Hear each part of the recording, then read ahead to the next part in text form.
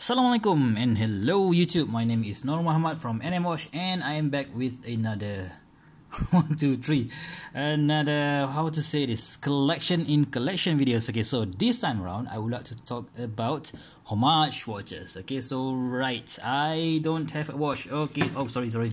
Yep, we should do a quick wristwatch check. Hold on, I'm putting a watch on. I totally forgot to put another watch before I do a review. Yes, we have here a Seiko LM vintage watch. I'm not sure how years old this is. Maybe this is from 1970s. So yeah, a 36mm case. I haven't done a full review of this watch before, so just stay tuned to see the review. Okay, so let's get back to the issue on hand. So I've made these videos especially to address so a few issues that have been lingering.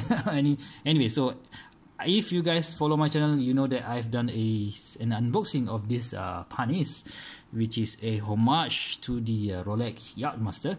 And one of the viewers said that he doesn't want to give a like because he doesn't really want to support a homage watch industry or whatever. So yeah, it's totally his choice, but I just want to let you guys know what I think about homage watches. Okay, so first thing first,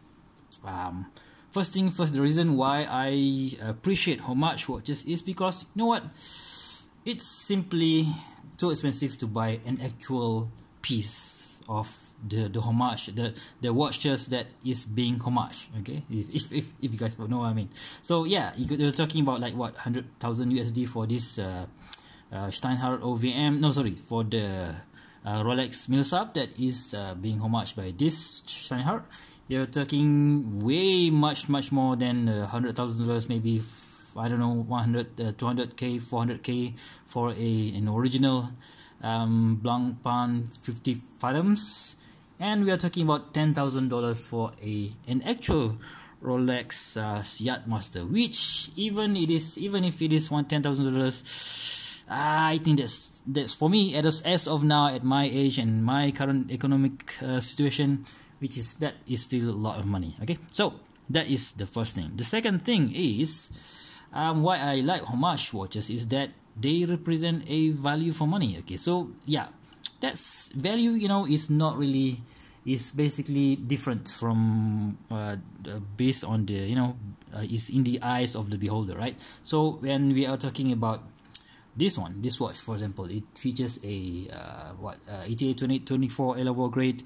It has a superb case finishing, and a bracelet finishing, and for about $400, I think it is a value for money, because yeah, I'm not gonna spend 100k searching for that Millsap, and instead I've got this Steinhardt, which looks the same, maybe not feels the same, but yeah, it has that, that design aesthetic that I like about the Millsap. Okay, so yeah, and of course, like I mentioned, the Borealis, this one has a Seiko NH35, or essentially an what do you call it, NH30 or 436 movement in it, which we know and love already, and the Borealis themselves designs a case that is such a beautiful finishing. We have, I don't know, I haven't handled the actual Blancpain 50 Phantoms as of now, but I've seen it displayed here in KLCC in KL. But I do think that this Borealis case, yeah, let's wipe that smudges off, is, you know what, that this Borealis case looks pretty near similar to that Blancpain 50 Phantoms. Okay, so value for money. Of course, this one has an NH35. So this one I bought for about $270 plus shipping, $10 to Malaysia, and this one is for about $400 shipped all the way to Malaysia. Okay, so how about this harness? Okay, so this is the first ever harness that I have ever purchased, and I don't regret it as of now. I've just had it for like what, 1 week, and I will do a full review for this one, so yeah, is this a value for money? Yes, it is. For just $90, it features a Miyota 8215. We have a sapphire crystal. Oh, okay, so anyway, so all of these 3 watches have sapphire crystal, by the way, and it has a ceramic bezel. I'm not sure if that's really the case for this panis, but yeah, in specification said it is a a ceramic bezel, and for $90, man, come on, you can't really complain, right? So, and of course the case is just the same as the Rolex Yachtmaster. So yeah, so I think it's value for money. The third thing is, because I don't want to get into fake watches. Okay, so come on.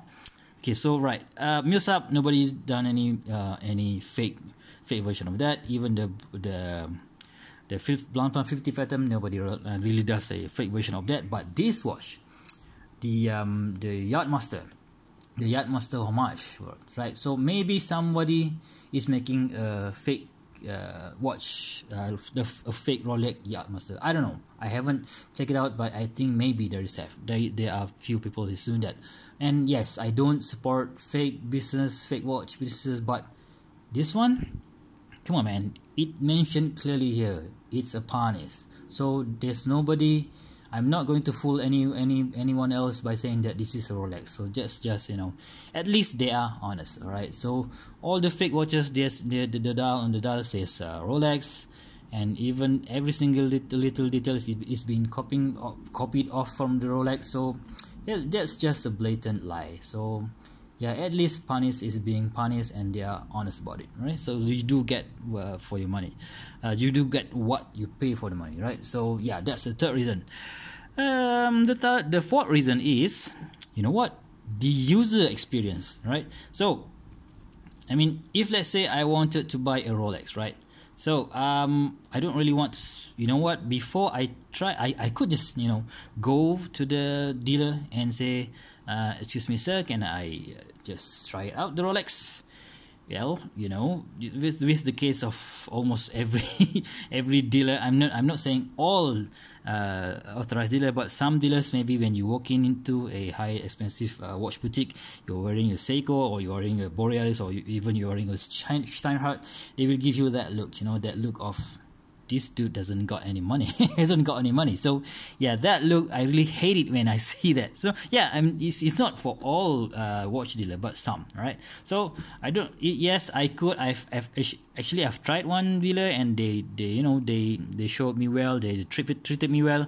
But yeah, that feeling of I still haven't got enough money yet to buy the Rolex Submariner, but I really wanted to know how's the case, how's the feel of it. So homage watches give you just that, give you the experience of, not really entirely correct, maybe 50 or 60%, the feeling of owning the watch and experiencing it. So you know what, it's especially for, if let's say you want to know how is the size is going to fit your wrist, maybe for example for this Yachtmaster, this actually is pretty similar to the actual Rolex Yachtmaster. This is 41mm case.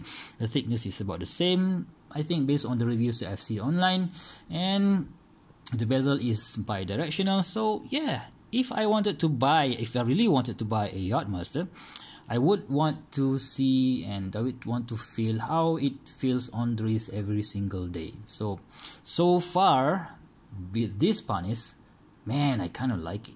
I kind of liking it because of that blue dial, this bezel and the shape case. Kind of like it. So you know what, if I do have 10 grand, personally I wouldn't go to buy a Yachtmaster, and I would go to buy the Submariner. But maybe if I have, maybe if after I bought the Submariner, and maybe I will go on for this one. All right. So yeah, for me, it's not really taking off Rolex customers. It's like a bridge, a bridge of getting some watch fans to go into to actually buy a Rolex at the end, right? So yeah, I think that's all. Just 4 reasons. You know what? I in conclusion, I think homage watches is great.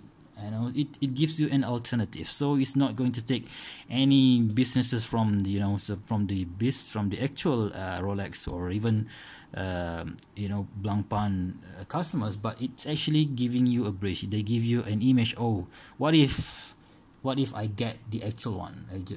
How does it feel to get the actual one on hand, or using it every single day, right? So yeah, for me, I'm totally okay with homage watches. So if you guys are, you are not okay with that, really is your opinion. I'm up to, yeah, I have my own opinions. You have your own opinions. So yeah, as long as we love watches, and that's good enough for me. Okay, so until next time, I will come up with a full review for this punis in maybe 1 or 2 days. And you know what? Take care and have a nice day. Oh, for my viewers who are celebrating Chinese New Year, 恭喜发财. Okay, Assalamualaikum and bye bye.